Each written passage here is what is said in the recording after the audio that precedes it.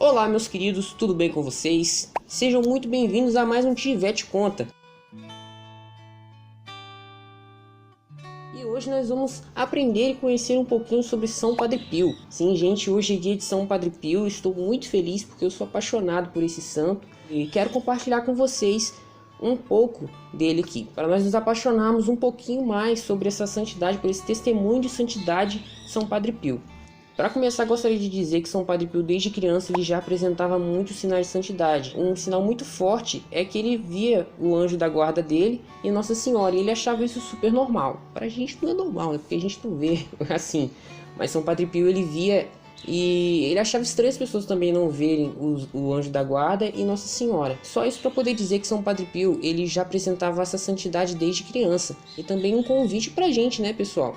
Que desde criança nós também somos chamados à santidade. Então você criança, você também é chamado à santidade. Inclusive, uma mensagem de Padre Pio, que nós tenhamos muita intimidade com o nosso anjo, porque segundo ele, nosso anjo ele foi especialmente criado para nos ajudar. Então vamos pedir ajuda do nosso anjo.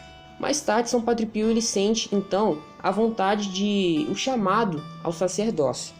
E São Padre Pio ele foi ordenado então sacerdote depois de um longo período. Não vou contar toda a história dele aqui porque ela é muito grande e também eu não lembro assim de cabeça, né? Ele foi ordenado sacerdote, ele era um frei capuchinho lá na Itália, né? Franciscano.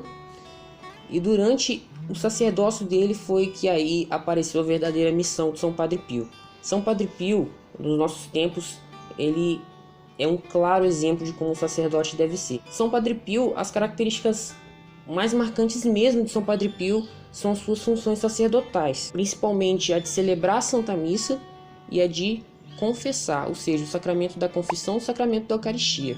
Se vocês forem procurar em livros, em relatos sobre a vida de São Padre Pio, você vai encontrar inúmeras histórias falando sobre isso. Primeiramente, a Santa Missa, São Padre Pio ele celebrava uma missa sem pressa alguma, chegando às vezes a durar mais de 2 horas de missa, até 3 horas de missa. E São Padre Pio ali, ele mostrou aos sacerdotes e mostra até hoje a importância da missa, e que a missa ela é um sacrifício, ela é uma atualização do sacrifício perfeito de Jesus na nossa vida. E o outro ponto que é a confissão, a importância da confissão, gente. A confissão é onde o padre absolve os nossos pecados mortais, também os veniais, mas principalmente os pecados mortais. E ali São Padre Pio ele tem várias histórias falando da confissão, de conversões maravilhosas, de gente que mudou de vida através da confissão. São Padre Pio, como qualquer santo, é claro, ele era também muito apaixonado por Jesus. Nós como católicos também temos que ser muito apaixonados por Jesus.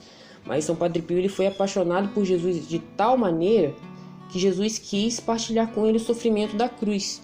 Ou seja, São Padre Pio ele sentiu na carne aquilo que Jesus sofreu na paixão dele.